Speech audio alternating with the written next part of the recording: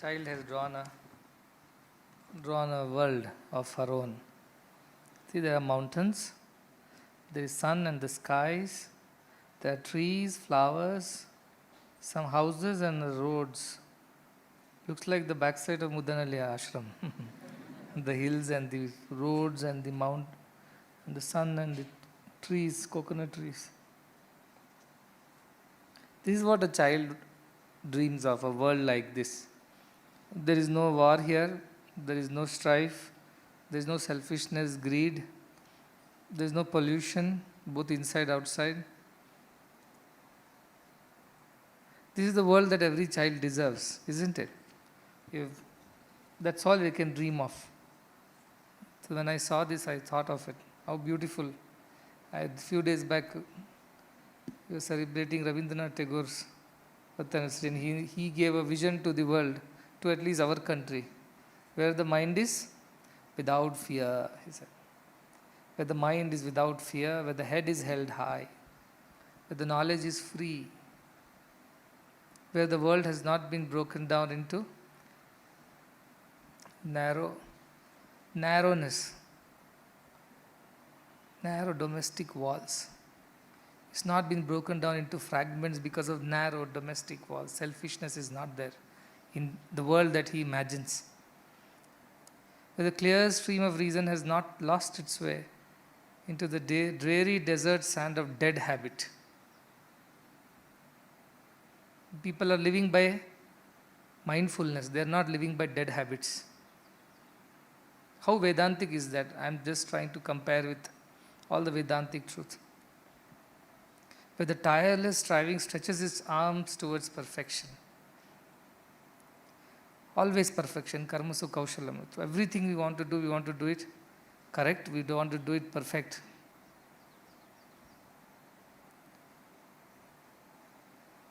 Into that heaven of freedom, let my country awake, O Father. He prays to the divine. That kind of a heaven our country should be, where people are without fear. Tatra ko moha kashoka ekatva manupashyata. Without fear. Abhihi, abhihi, abhihi, our scriptures declare. Na bibheti, kutaschaneti. Again scriptures, Upanishads. He has no fear. Fearless is. Swachanda charina. Fearlessly he roams around, where the mind is without fear. That is the world that these great ones dreamt of. That is what this child also dreams. May not be able to speak in so many words, may not be able to quote from scriptures or from poetry, but the child's dream is that, a world without fear. Head is held high. What high? Not out of arrogance. High thinking. Simple living, high thinking. The buddhi, sattva buddhi is ruling the world. That is high head. That our pure buddhi, pure intellect shines there. That is the world that he dreams of. But the knowledge is free. All the knowledge of our Vedanta is free. Nobody has a patent, nobody has a right. People have written commentaries on what has already been written, and then they have published them and got an ISBN number, and now they have put it on Flipkart, Amazon, and selling it for whatever price. But the original knowledge is free. Nobody needs to be buying knowledge in our country, even if it's Brahma Vidya. Deservedness is another question. If one craves for it, yearns for it, pines for it, and deserves it, must get it. Deservedness is not financial deservedness. It's only Shraddha. It's free. Knowledge is free. But the world has not been broken down into fragments. Vasudhaiva kutumbakam. Yat kinchat jagat sarvam. Tishrate, shuyate picha. Antarbahishcha tat sarvam vyapya narayana stitaha. Outside, inside, everywhere, whatever we see, whatever hear, everything is that same divine. No breaking down into fragments of I and mine. This is me, this is my body, this is my name, this is my form, this is my family, these are my people, this is my property, these are my lawns, get off my lawns.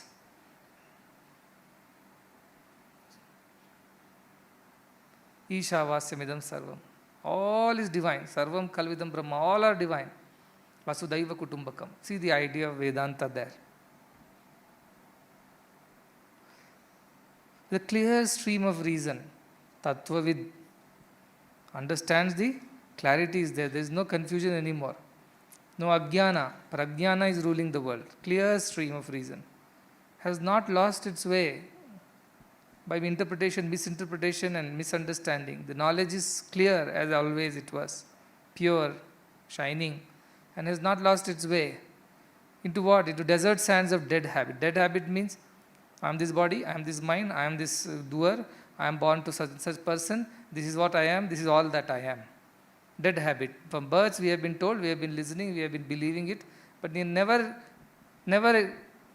asked the question, who am I? Is it all that I am or there is more to it? The clear stream of reason. What is the reason? If God is Satyam Jnanam Anantam, God is Satchit Ananda, God is Asti Bhati Priyam, how can this body be that? Because it changes with time, it cannot be Satyam, it cannot be Asti. How can it be true? How can my mind be true? It thinks one thing at one time, another thing another time. How can that be true? So there is something more than both body and mind which is true. Clear stream of reason. No force, no dead habits. And all the time, what is the striving? Towards perfection. Towards perfection, he says. What is perfection? Brahman is perfection. When you become Brahman, you are perfect. There is nothing more to add, nothing more to remove. Purnamada, Purnamidam, Purnat, Purnamadachyate. Purnasya Purnamadaya, Purnameva Vashishyate. It's perfect. You cannot remove anything for perfect, you cannot add to perfect. You can't make it half perfect, you can't make it 1/4 perfect. Perfect is perfect. Every piece of perfect is perfect. And perfect as a whole is perfect. Tireless striving stretches its arm towards perfection. How beautiful. O Father, O my divine Father, O Brahman, O divine being, let my country awake, Jagrata, not sleep through the freedom. Let me awake. To what? Into heaven of freedom. What is freedom? Swachanda Charina. You are free. From what? From your own selves you are free. Swatantra. You are only your own ruler.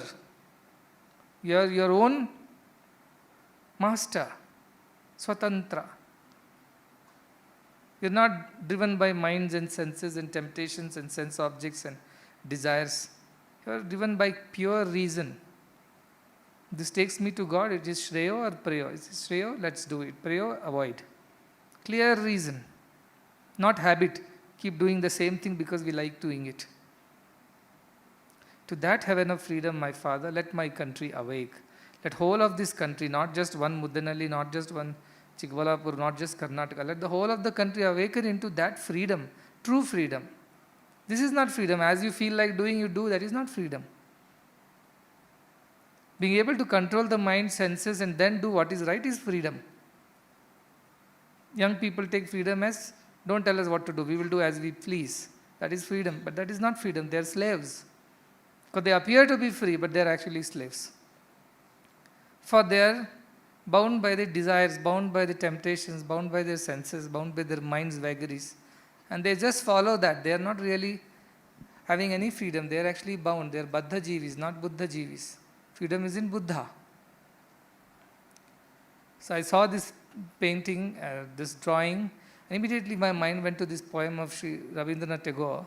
He may not be a great Vedantin, but his thoughts are so Vedantic. There is something in the soil of Bengal. Ramakrishna Paramahamsa, Vivekananda, the whole mission from there. And even a poet saint, he is like, who speaks this. Something is amazing about the soil of India, not just Bengal. Soil of India itself. So beautiful this soil of India is, which brings forth such beautiful souls. Every other yuga, every other century, there is somebody who rises to redeem the mankind of its slavery. Not British slavery, not Mughal slavery. Its own slavery. And frees them of their own selves. Makes them free. freedom. How many of us in this world, in this country, even this town understand what the real freedom is? So unfortunate. We all stand up, gather up under the national flag on the Independence Day. With what little understanding. In fact, no understanding of what the true freedom is, what is the vision of that true freedom that our seers and sages have thought of. Mukti, they call it, freedom. From what? From all the bandhanas. That is the freedom that country thought of. And how unfortunate that today, as the times are, people don't even have understanding of what that really is. It has been reduced to a very poorly interpreted, poorly understood, poorly proclaimed idea of freedom. I have the money, I have the freedom. I have power, I have freedom. The country is independent, so we have freedom. My parents should not say anything, that's why I have freedom. I do as I please. That is not freedom. That is the idea of our country. Even a child understands, cannot express it in so many words, cannot quote from Vedanta, cannot write a poem like Tagore. But the child also understands that is the world that the child wants. The child did not put warships. The child did not put people fighting. It's a beautiful nature, a few tiny homes, abodes of peace, a few trees. That's all a child's imagination of world is. That's why it's called children of immortality. You are Amrutasya Putra. You are not Mruta Putras. You are not born to the people who die. You are not born to Mrityu. You are born to Amrutatva. This is Amrutatva. The imagination of this child is Amrutatva. That is the beauty of human soul. It always knows what it wants. Unfortunately, it is taught not to want it. It is taught not to ask. It is convinced not to demand that, which it deserves. That is why I am so of Mother Teresa's fan, because she sung to her children, Shuddhosi Buddhosi Niranjanosi, Samsara Maya Parivarjitosi, Samsara Swapnam Tyaja Moha Nidra, Na Janma Mrityuhu Tatsat Sarupe. Get up, my dear child, from this dream, Moha Nidra, from this dream of delusion, from the sleep of delusions, ignorance. Get up, wake up. You have no birth, you have no death. Don't cry over things which don't exist. You are the Shuddha, Buddha, Niranjana. You are truly Tatsat Swarupa, that thou art.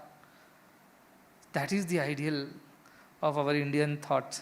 And so many, even I read the other days, Mahatma Gandhi, somebody asked, who are you? And he replied, not as Shankaracharya, neti, neti, neti.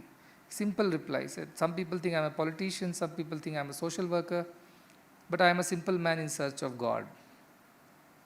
That's Mahatma Gandhi, a man who moved the conscience of this nation, which was sleeping for over 400-500 years. Single-handedly, he shook the conscience of the entire nation, from the illiterate to the elite, from the rich to the poorest, from the meek to the powerful, from Indian to foreign. Everybody, he shook their conscience. Why? Because he simply said, I am a man in search of God.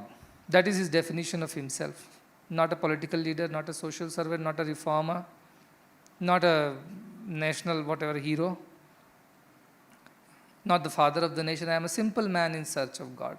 India has been searching for God since time immemorial. That is what India has been doing. It didn't search for oil wells, it did not search for gold mines, it did not search for nuclear weapons, uranium. It only searched for God. That is the soul of India. And that is reflected even in a small child's vision of what the surroundings should be like. Because the child is growing in an environment like this, is being fostered by people who believe in God.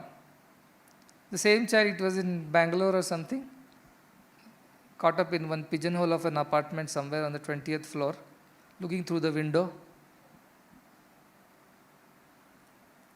Because it's growing there. It has no other way. It only learns what it sees.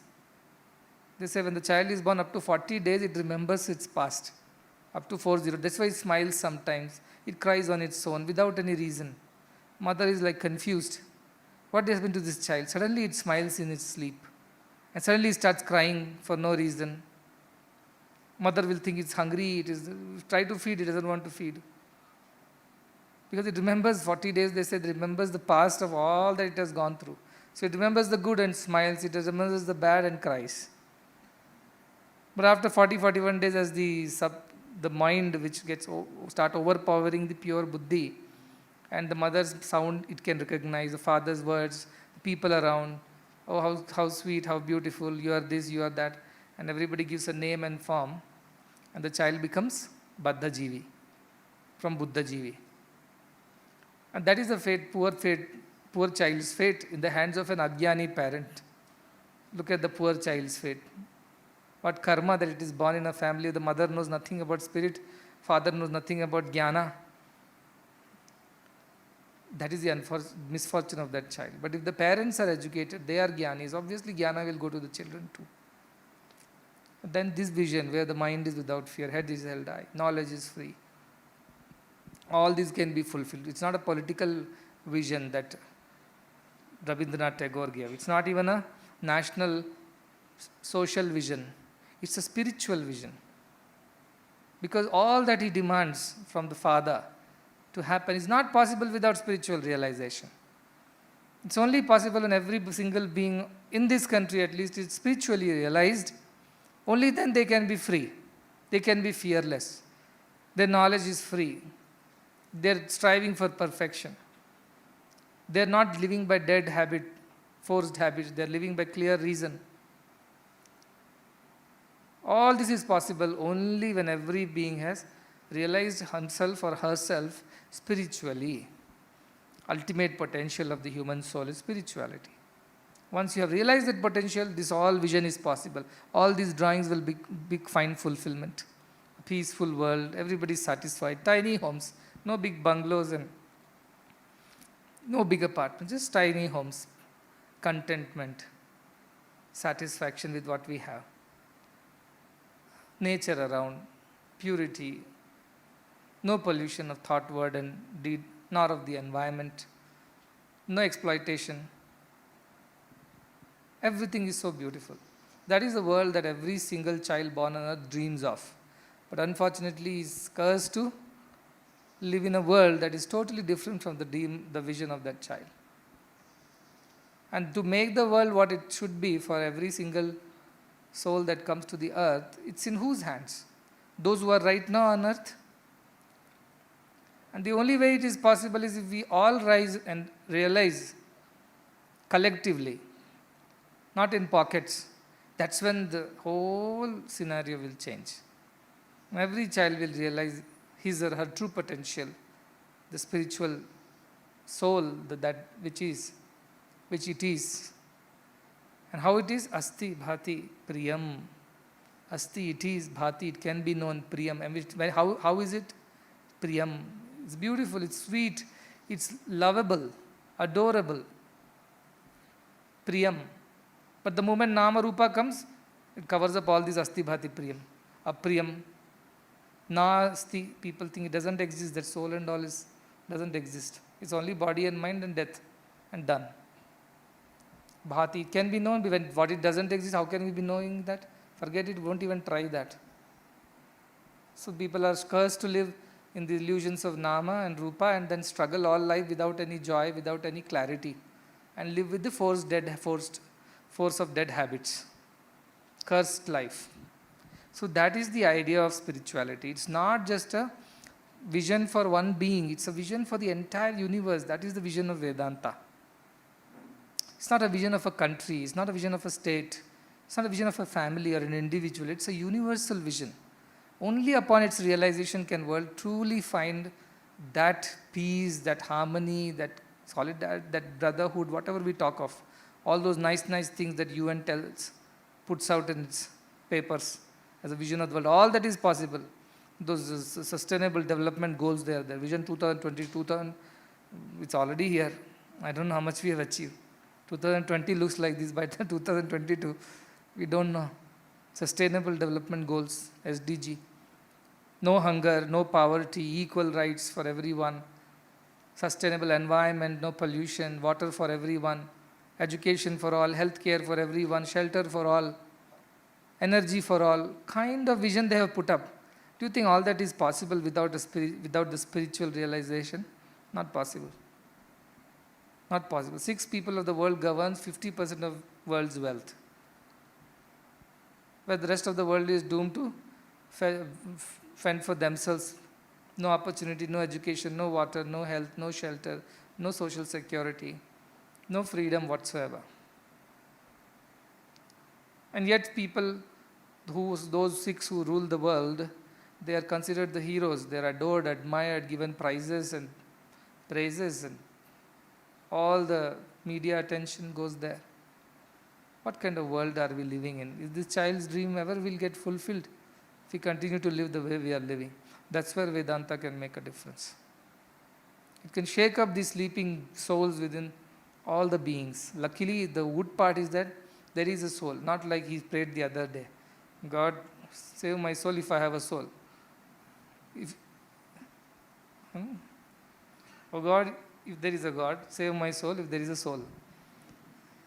He need not worry. There is a God and there is a soul. For guarantee, Vedanta guarantees that. There is a God and there is a soul, and your soul is the God. So no two, only one. Vedanta guarantees that. It can save everybody's soul. There is the power of Vedanta. But how will people know that it exists? It is for real. It's not an imaginary thing.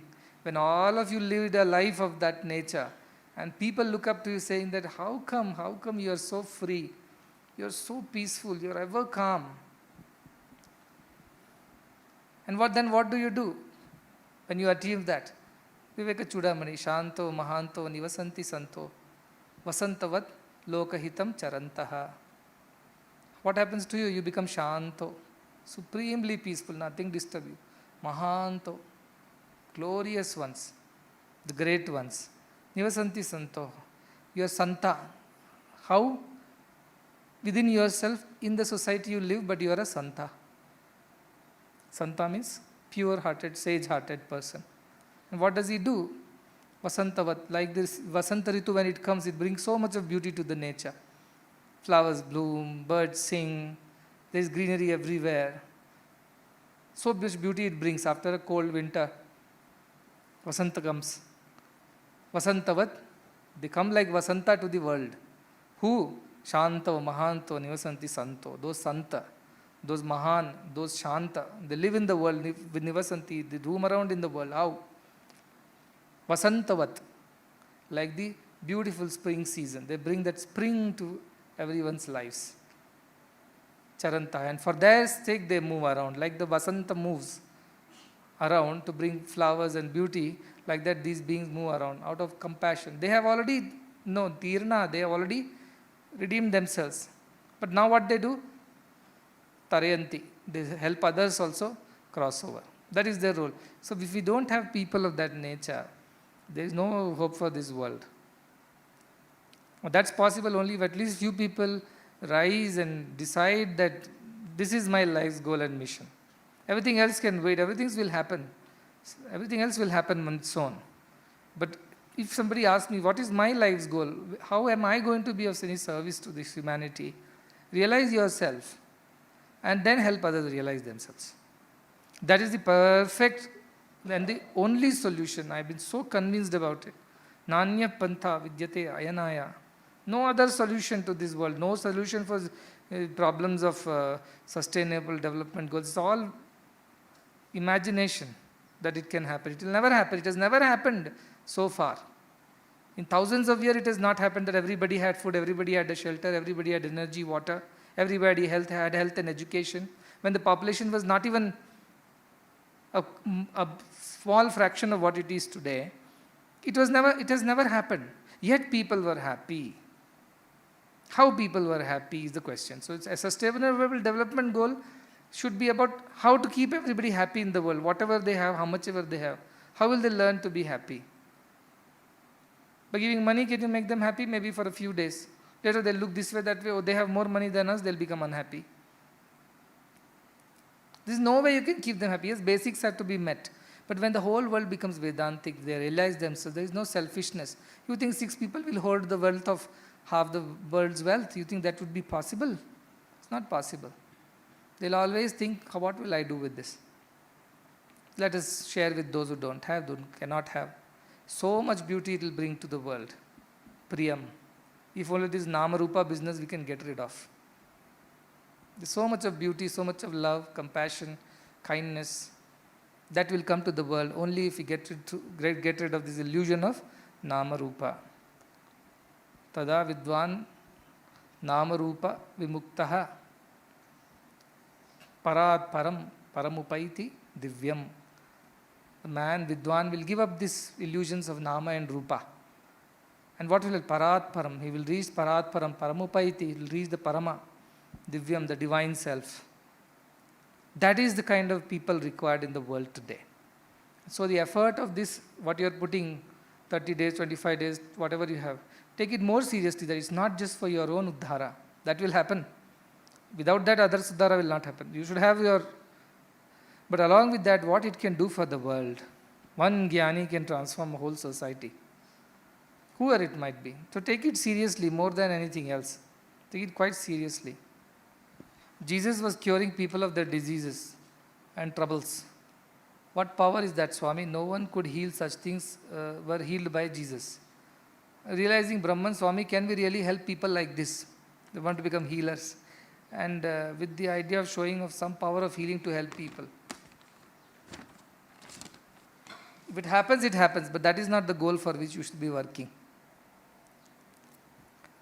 Between his 16th year, Jesus left Jerusalem at 16th year. Jesus appears a 30-year-old man or so and goes to John the Baptist and gets baptized and becomes a disciple of John. And his teachings were same as Vedanta. There is one God, Lord. He also said Ekam. There is only one, there are no two, he said very clearly. And he told his people, so what you should do, he is an all, love thy neighbor, love thy Lord with all thy heart, with all thy might, with all thy soul, love your neighbor as yourself.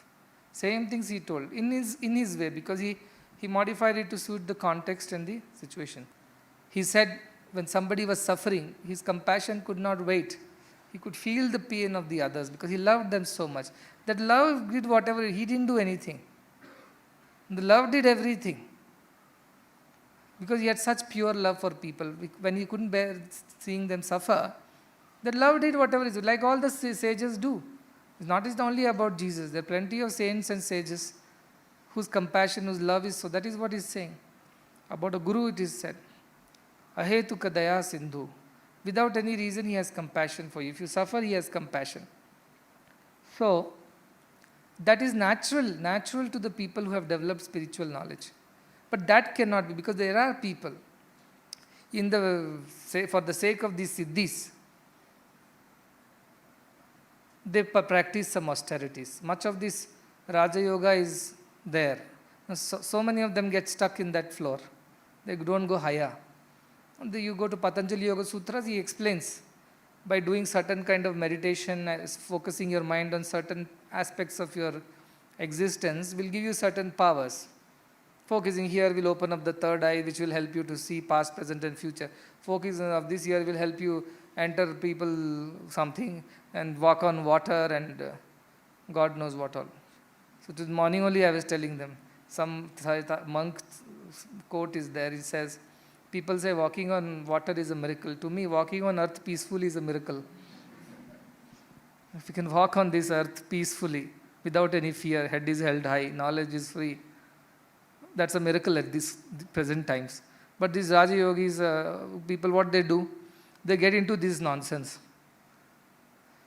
They will come by and by, but if you get distracted and settle down there, you will never reach for the highest. You have settled, you have compromised for something much lower. If it comes by and by, let it come. If it doesn't come, let it not come. Anyway, that was not the goal. How to help people, make them realize that is how you can help people. They will know. All this is illusion. Their sorrows are not real sorrows. Their joys are also not real joys. That dispassion, that detachment will come. Nobody will suffer. They will not suffer their sorrows. They will not suffer their happiness. because both are sufferings at the end. That is how you can heal people. That is how you can take them where it is. Of course, there are some physical problems. See, you think hospital is not a miracle? You think the schools are not a miracle? Annapurna is not a miracle? I simply say, there are children suffering, let us build a hospital. From where people come? They have not been materialized from thin air. One person, I can cure one person, let us say, like Jesus. Okay, great. You saw him, you blessed him, it's cured. That hospital cures 10 people a day. 3 hospitals cures 30 people a day. Which is more powerful? Compassion is more powerful or Siddhis are more powerful? Compassion is more powerful.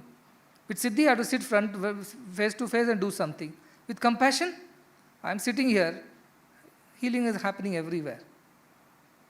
Just I told workers are there, migrant workers don't have food, there are people who are not having jobs, can Annapurna go and distribute something? I just told Annapurna, so many devotees called up. We heard Swami is giving something, can I offer something for that project? Please offer, so I didn't tell anything. See, compassion does it. It does everything. So powerful, love and compassion. So the yogi, the jnani will be a person who is full of love and compassion. Ahetuka daya sindhu. Vasantavat loka hita charanti. He'll bring beauty, he'll bring harmony, he'll bring bliss to the world like the spring season comes and brings that happiness, beauty and bliss to everyone. His presence will bring that. So that is a bigger healing. Don't get into these modern, online healers, gurus, psychic healing, past life reading, and all kinds of things. The hypnotherapists, all that is at mind level only. And you know very well, at the mind level it is temporary.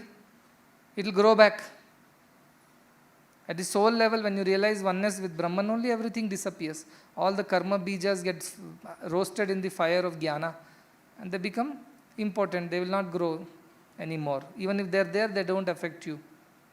That is what you should aim at. Why these temporary solutions, band-aids? Why these painkillers? Go for the permanent solution, which is to realize the oneness with the self. With that, if powers come, let it come. It doesn't come, let it not come. Again, as I was reading Ramana, somebody said, Ramana, you came in my dream and you gave me darshan and you solved my problem and you gave me this. Ramana doesn't know what is he talking.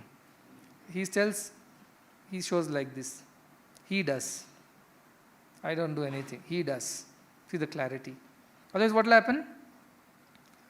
I do. Tomorrow one board will be there outside your house. A website will come up. App also will come up. Online counseling will start. Per minute charges will start. Isn't it? And where is spirituality in this whole thing? This is all nonsense. Yes, if somebody you have some skills, you can counsel, do that, no problem. But keep that in mind, that you have not realized yourself, so you have not reached there yet. Don't entertain yourself too long here. Compassion, that is why I say you work in the office, you work as staff, volunteers, teachers, students, everything is fine. At the end of it, Yama is not going to ask you all this. What good have you done? I worked in the Satya Sai college, I worked as a volunteer, as seva. That is the good God has done to you by giving you an opportunity to lead a good life. What good have you done? I was healing, I was doing past life regression, I was reading people's mind and telling them fairy tales. You think that is not, you didn't bad to them. You confused them. What good have you done? I realized myself, thereby I helped so many people realize myself. That is a good that has been done.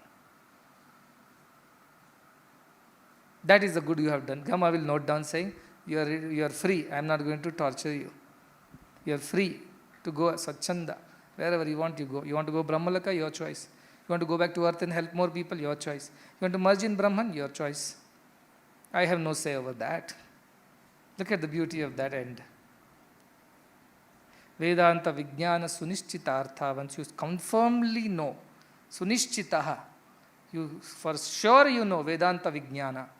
You have understood the highest Vedanta. How? Sunishchitartha. You are completely convinced about it. What happens? Sannyasa Yoga. You become a sannyasi. Not from the physical point of view. In the mind, mano sannyasa, guna sannyasa comes to you. Detachment from everything. Yatah Shuddha Sattvaha. You're ever putting that effort and you're always Shuddha Sattva. You become pure inside. Te Brahma Loke. They go where? Not to Yamaloke. They go to Brahma Loke, to Paranta Kale. Paranta, not Antakale. Paranta means at the end of all the cycles of life and death, all the births and deaths, it has come to an end for such a person. Paramrutat parimuchyanti sarve. He is freed from all bondages. Paramrutat. He becomes the ultimate immortal self. How? By Vedanta Vijnana Sunishchitartha. By confirmed. He is convinced about this knowledge of Vedanta, Vijnana. He knows that. How can you be convinced if you don't know, if you not experience that? You have to experience that. After experiencing that, sannyasa yoga, he becomes detached. Shuddha sattva, he becomes pure. And what happens? All his cycles of life and death end. Parantakale comes and he goes to Brahmaloke. Parimuchyanti sarve. After having cut off himself from all the bondages. Mundaka Upanishad says that. Sannyasa Suktam says that. See, so beautiful this Vedanta. Any number of times I repeat it, I am not satisfied that I have done enough justice to its glory. Any number of hours I speak about it, I still am not done. It's so beautiful, it's so amazing. So you have to pay attention to that. Healing and all will keep happening. You focus whether you are realizing that self. If you are realized, then all these things will work. Somebody asked me for this dream thing, that why in dream we see things which we don't want to see, do things that we don't want to do, and then suffer in a way that we don't want to suffer. So why in the dream it happens? As I said, these are all deeply embedded vasanas are there. So when physically you cannot execute them or implement them or you cannot realize them, your mind, in dream it tries to realize them. That's why the Prashnopanishad said, what happens in dream? Deva, the mind, Swapne, Mahimanam Anubhavati. Great powers it realizes in the dream. It powers you want to, the wife is thinking, this husband I must give one tight slap tomorrow. But she can't do in physical world. So in dream she's slapping left, right, center. Morning she gets up peacefully. You don't like your boss. You want to go and rant out everything that is there, all the bitterness in your heart. Go and speak in front, he will kick you out of the job. So what do? In the dream you realize suddenly boss is standing and you're giving him left, right, center. You wake up so relieved. Mind has achieved. Physically you couldn't do it. So that is the power of mind. Mahimanam Anubhavati. What kind of Mahima it is? Shunvan, Ashunvan. What you heard, what you have not heard also it hears. Look at this. You have heard something, it repeats to you in the dream is one thing. What you have never heard, that also it makes you hear. Where is that coming from? Which you never heard, how can it make you hear? It's coming from previous births.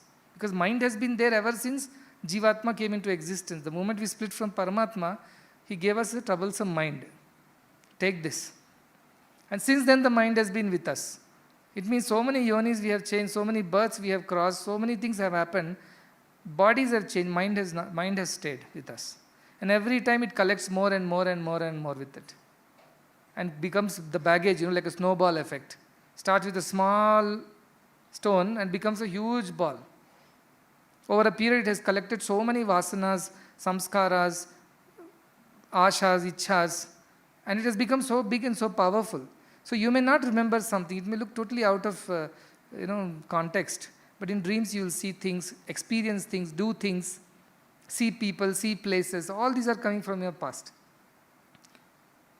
Because those are embedded, those vasanas are there. The only time this mind disappears is, it says, when you go to deep sleep stage. What happens there? Tejasa abhibhuto bhavati. Not mahimanam anubhavati. Tejasa abhibhuto. Tejasa means the splendor of the Atman. The brightness of the Atman it sees and it loses itself. That's why in deep sleep there are no dreams, no these unwanted thoughts, no unwanted things. Nothing happens. Absolutely so. Neither there is pleasure, nor there is pain. Nor there is sukha, nor is dukkha. The dvandva disappears. Dvaita disappears. Manoha amani bhavati, they say. Amani means no mind. Mind becomes no mind. When it reaches Brahman. When it reaches in deep sleep, it reaches, that's what he said.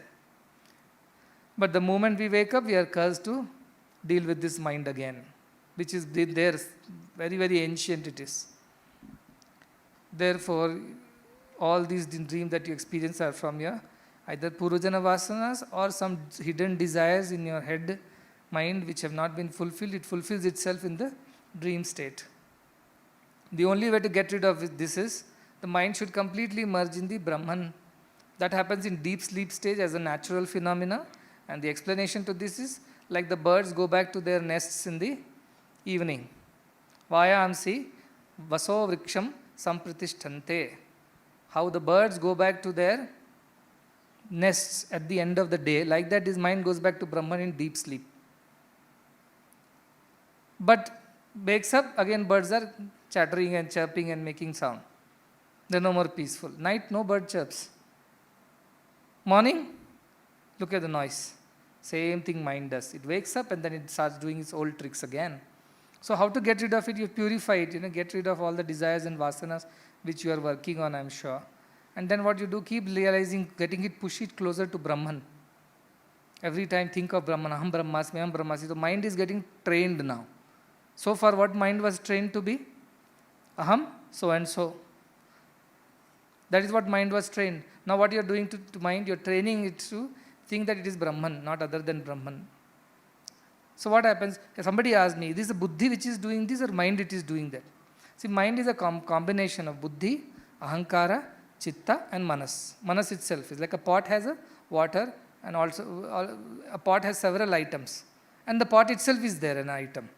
Either the mind contains chitta, some kind of a conscious thing, which is a collection of all your past memories, all your ideas, all that you have ever experienced. Is like a big, trillion, not TB, it's like T to the power infinity B hard disk. Has everything nicely segregated and kept. That is chitta, storage. Then this ahankara is there, which is the identity with this body and through this mind. I am so and so, my name is such and such, I am the son or daughter of so and so, I am a student, teacher, staff, whatever, all identifications that it has with this body, it is a ahankara. Then buddhi. Buddhi has no collection of any thoughts. It's like an algorithm, flow chart. Yes, no, do it, don't do it. That's all it says. It's a simple, free standing a process of decision making. That's all it is. Flow charts, algorithms. Flow charts, how it makes decisions. Takes the paths according. That same thing, prayo, shreyo, prayo, shreyo, prayo, shreyo. The buddhi keeps discriminating. How it consults chitta. Last time I did this, what happened, chitta? What happened? Oh, last time you said this, you were brutally beaten up by your teacher. Last time you lied like this. Oh, is it so? No. Let me not do it this time. So chitta supplies the information to the buddhi to make a decision. Like a minister, a council gives advice to the prime minister. So this chitta has collection of all those things. Buddhi is able to take information from chitta and decide, this manas is asking me to do this. Should I do or should I not? Should I allow this manas to do this or not? Chitta says, last time this manas did this, it was a disaster. Now you decide, I am only supplying information, I am not saying more than that.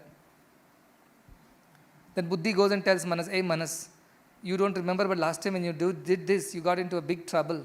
Don't do it this time. Manas, no, I want to do it still. Then go to hell. Then the manas goes and does what it wants to do and goes precisely to hell. Yama waits for him there. So that is the idea. So what buddhi does, buddhi is only a power of decision making. Based on your past experiences, it consults the chitta, gets the information, processes it, and decides against the background of it. It advises the mind, should you do or should not. Mind decides finally what to do. Because mind is controlling buddhi. Actually, buddhi should control mind. That is why I said buddhi is the charioteer, mind is the reins, and horses are the senses. So buddhi should control the mind, but unfortunately we have done the ulta. Buddhi becomes a slave to the mind and then we get into all trouble. So when pure thoughts come in you, decision making happens, buddhi is active. But a bad buddhi will give you bad suggestions. A pure buddhi will give you good suggestions. So that buddhi which has spent too much time with a bad mind for too long becomes bad buddhi. It gives you bad advice. So you should not be. So to purify this buddhi, you have to be in the good company of people. So buddhi gets purified, sattva buddhi, it will take care of that mind that it doesn't deviate from the path. So that is the idea of what happens. So why I started this, because in the dreams and all that stuff, all this mind, buddhi, chitta, ahankara, everything disappears into Brahman. No existence remains in the deep sleep. But in the samadhi, in the state of communion with the divine, with the Brahman, you are active, your buddhi is active. Your buddhi is active, it knows that I am now Brahman, I am experiencing this Brahman at this point in time. This peace, this calmness, this awareness is coming from Brahman. And mind sleeps. It doesn't ask any more questions to this buddhi. It doesn't trouble the buddhi, I want this, I don't want that. Chitta has no use, buddhi doesn't want to consult the chitta. Ahankara has no use, because buddhi has taken care that it is identifying itself with a new identity of Brahman. So ahankara is only buddhi, consciousness. That conscious awareness is buddhi. But what happens? That is at the samadhi level.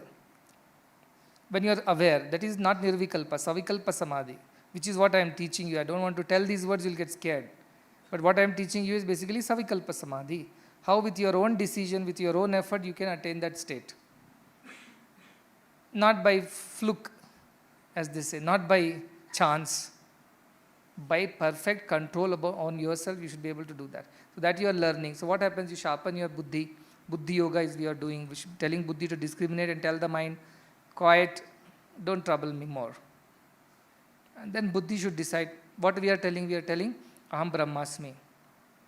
So what buddhi is saying, I am not Brahman, I am not realized Brahman. Mind is saying, that's precisely why I tell you, don't do it into all these spiritual practices. These are all confusing me. Buddhi says, shut up, you don't know anything. My guru told that I am Brahman, that we are all Brahman actually. So the mind says, no, I don't believe in it. I never see Brahman, I never touched Brahman, I never tasted Brahman, that is all your problem. That is the nature of Brahman. Yato vacho nivarte tante aprapya manasa. My mind cannot catch Brahman, so you just keep quiet and sit. I know that Brahman is this because my Viveka tells me that yes, there is something like that. So I want to put effort. So what will Buddhi say? Oh mind, remember you are Brahman. Oh mind, remember you are Brahman. Mind says, no, I am so and so. I am Gauda, I am Reddy, I am Shetty. No, you are Brahman. No, I am Gauda. No, I am Brahman. The Buddhi will keep teaching the mind till the mind learns to repeat it. You all sing Mana Ek Bar Hari Bol. Who is telling Mana to sing Hari's name? Definitely Mana is not telling Mana. Buddhi is telling Mana, hey Mana, sit down and remember Hari. Remember you are Brahman. So what exercise you are doing right now is actually still at the mind level only. Mind in the consolidated mind level. But who is acting right now? Buddhi. What is Buddhi saying to you every morning, every evening? You are Brahman, you are Brahman, you are Brahman. Everything else, everyone also is Brahman. He is teaching you that. See, Shankaracharya puts it so beautifully. What he says? Ardha shlokena pravakshami yaduktam grantha kotibhihi. In crores of granthas, what has been said, I will tell you in half a shloka, he says. What is? Brahma satyam jagan mithya jivo brahmaiva napara. This is what 100 crores of granthas have written this only. I will tell you in half a shloka. Brahma satyam jagan mithya jivo brahmaiva napara. Brahma is truth, Brahman is truth. This imagination of world as true is an imagination. That is why it's a mithya. And being is none other than the divine himself. That is the essence of 100 crores of Shatakoti Bihi. 100 crore granthas, essence is half of shloka.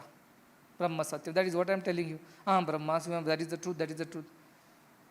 Jagan Mithya. Some people are getting confused. Somebody asked me, Swami, you are saying Sarvam Kalvidam Brahman, and then you also say Jagan Mithya.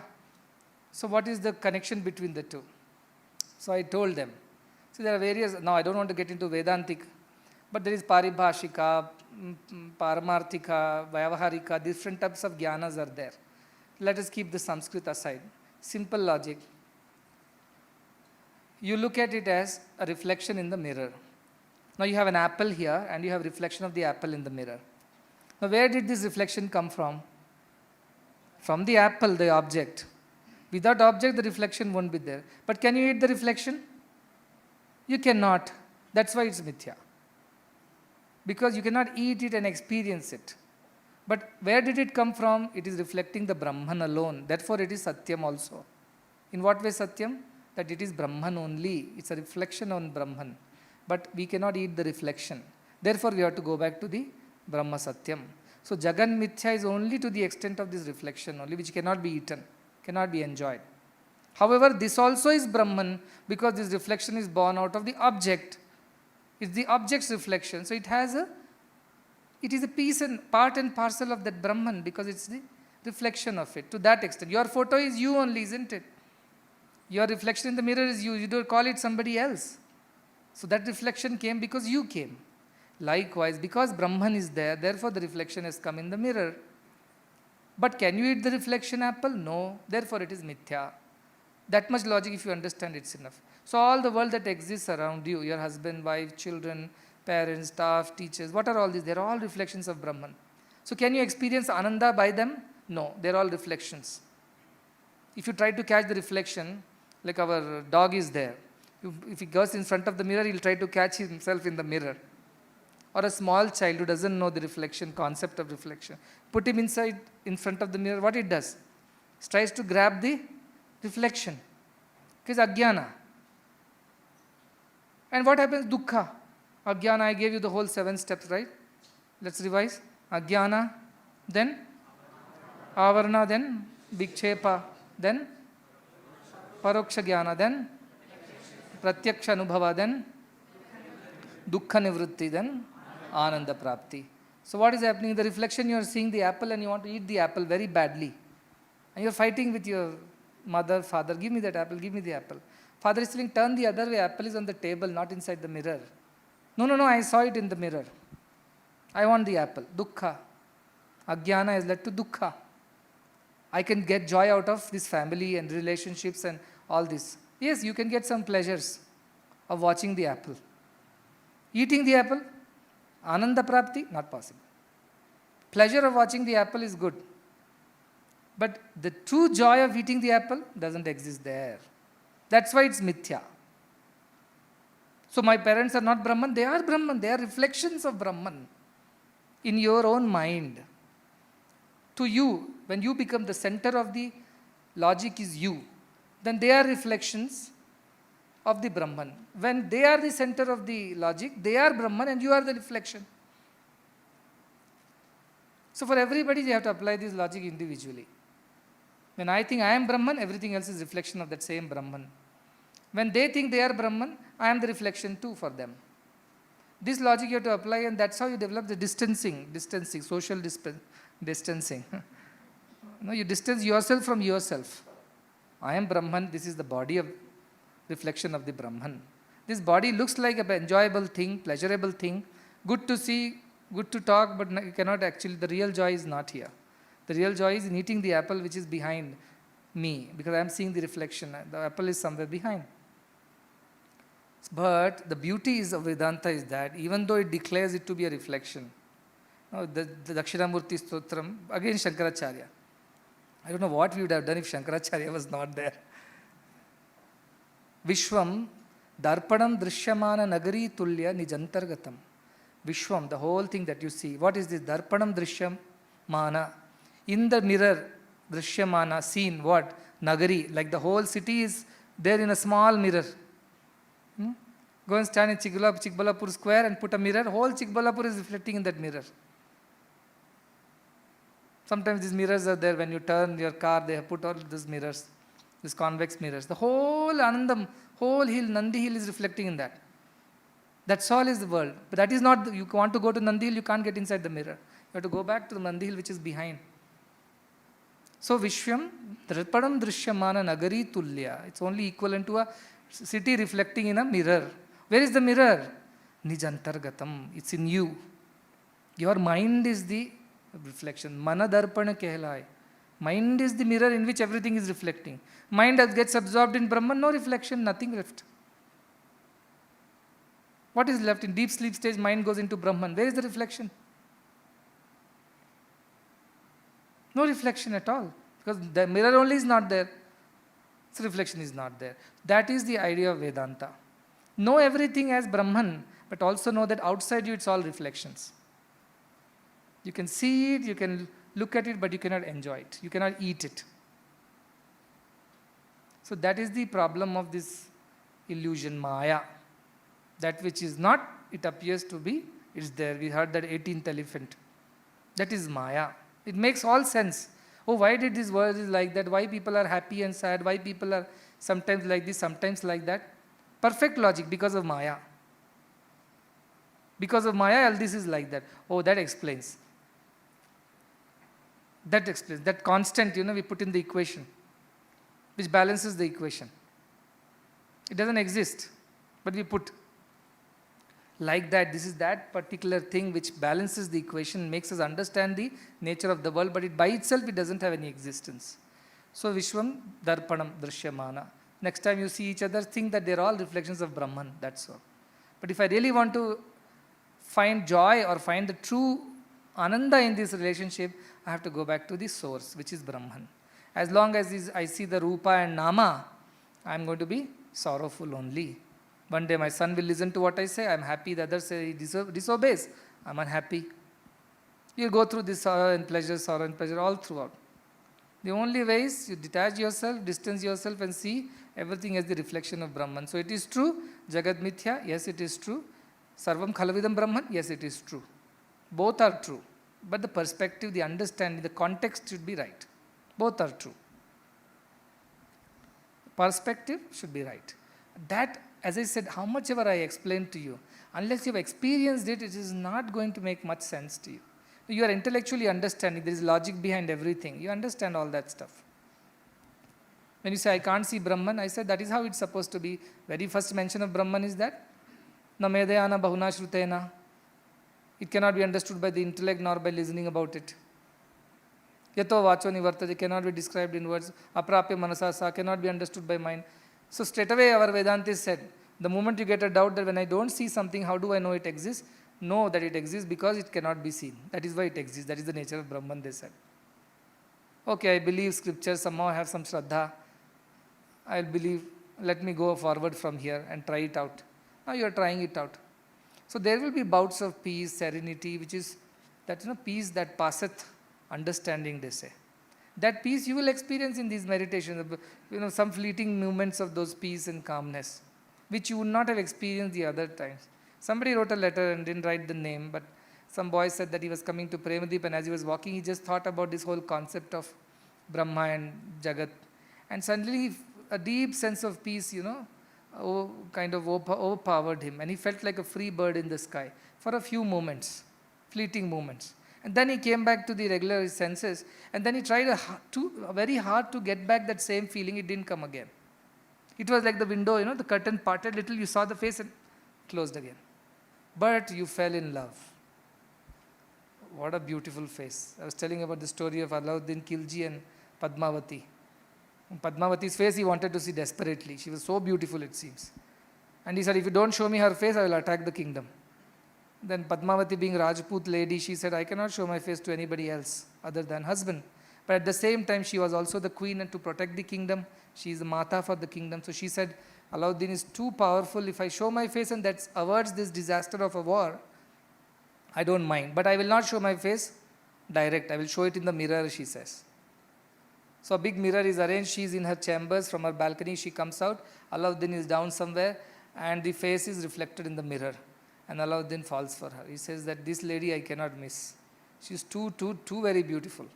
I've conquered almost half of Sindh, Afghan, Delhi, down till south I am reaching now, or mid of India. I have not seen a lady more beautiful than her.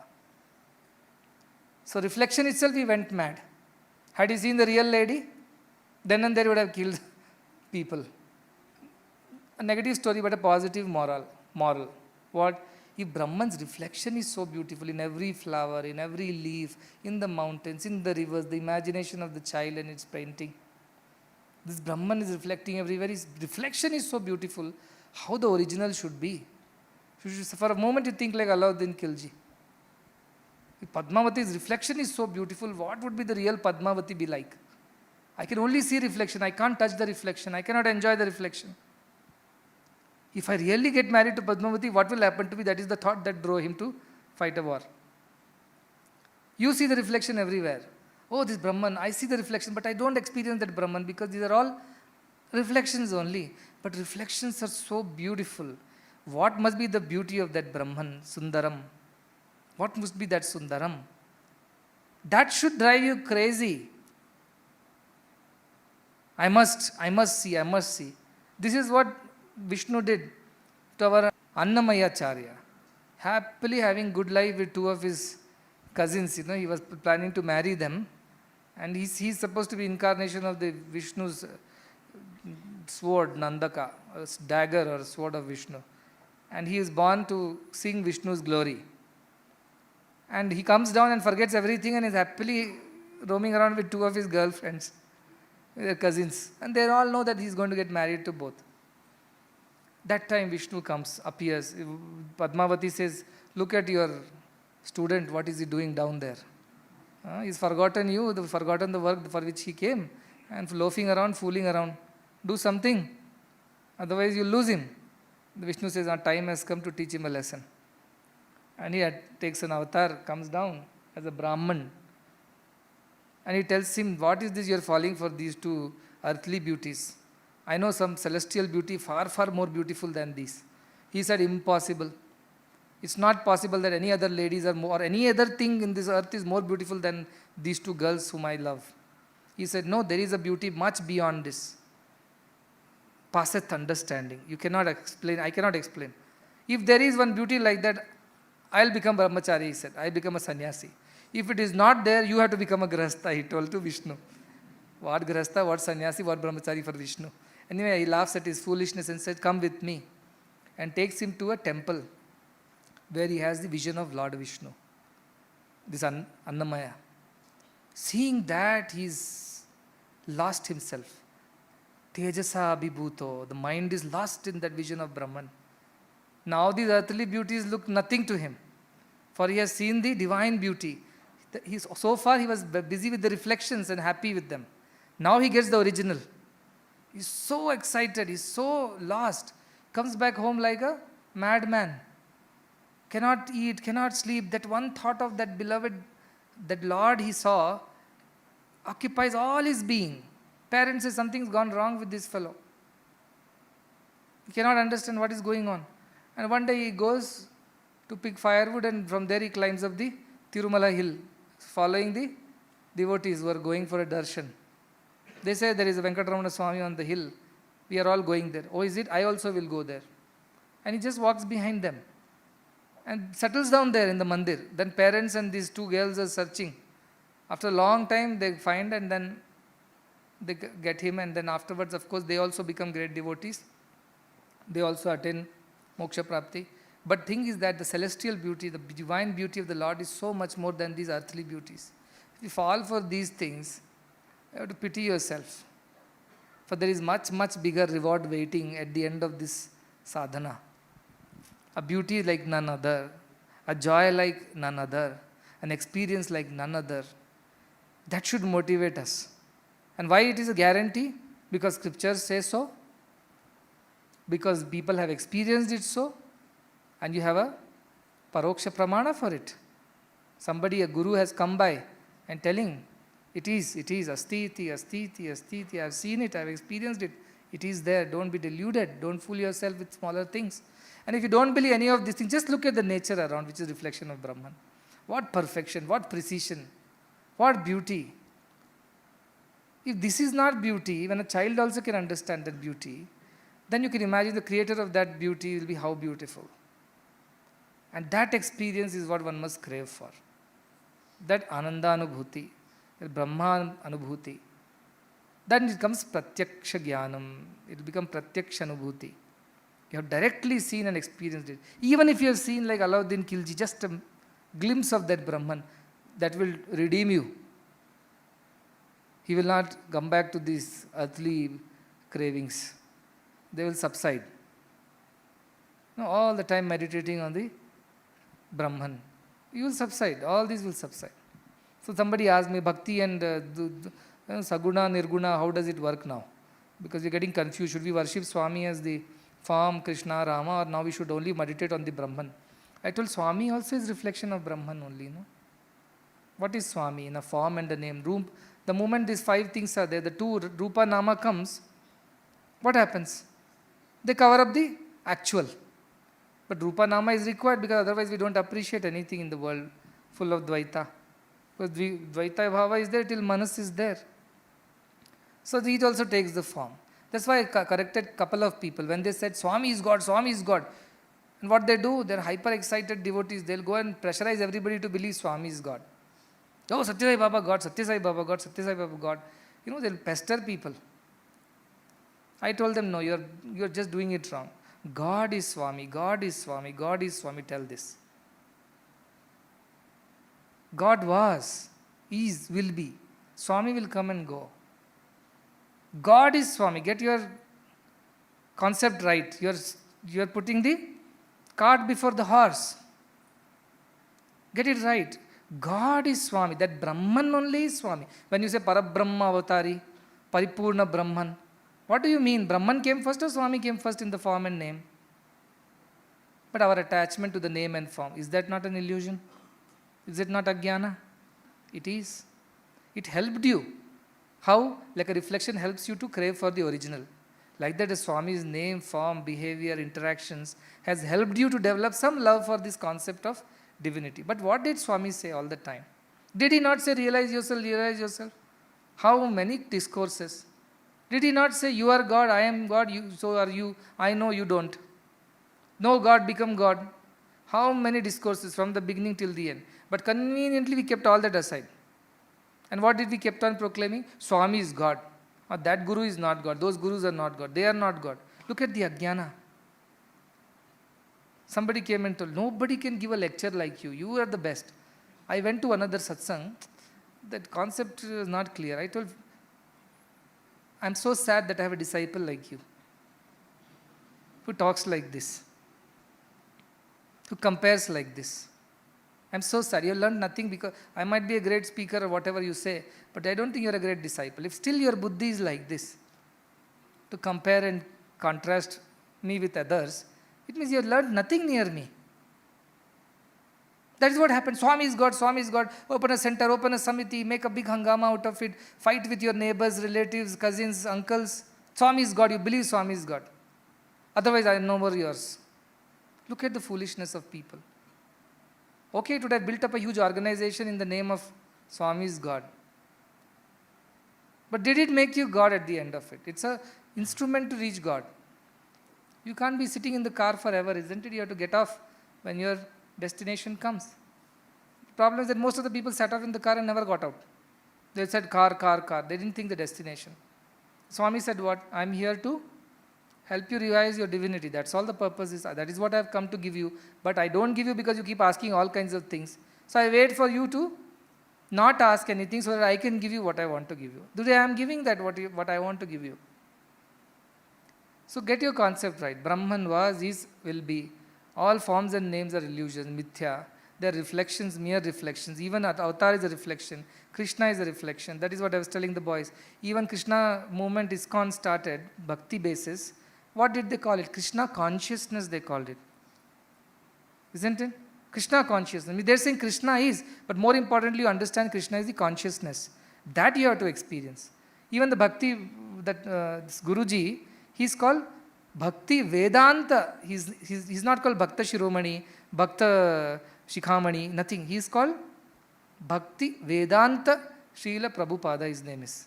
How this Bhakti and Vedanta come together there in his name?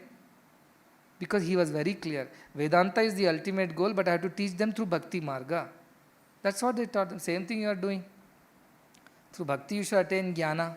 Atma Ramo Bhavati, Amruto Bhavati. That is the fine end result of Bhakti. Paranta Kale, Paramrutat, Parimuchanti, Sarve. That is what I am teaching now. And this has always the teaching.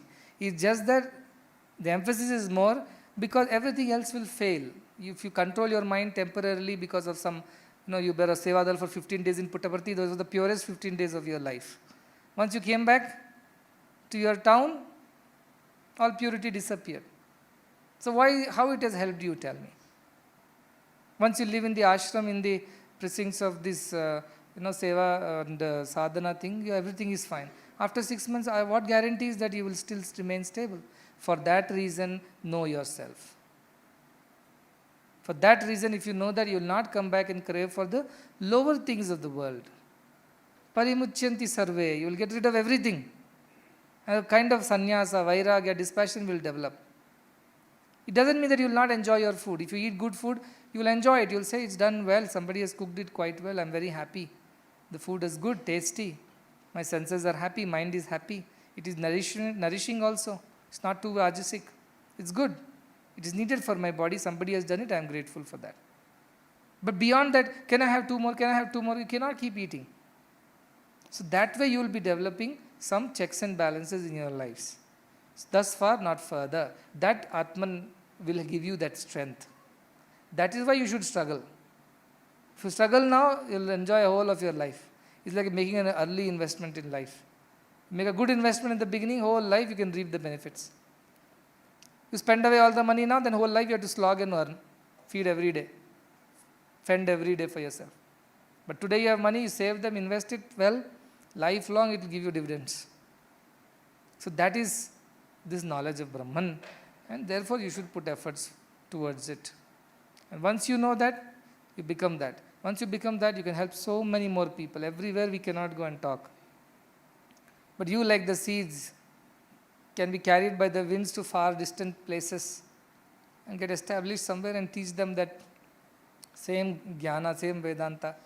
And that is the only way Rabindranath Tagore's vision will be realized, sustainable development goals will be realized, this child's little drawing will be realized. Else it is not. Na anya pantha. There is no other way. So please keep that in mind.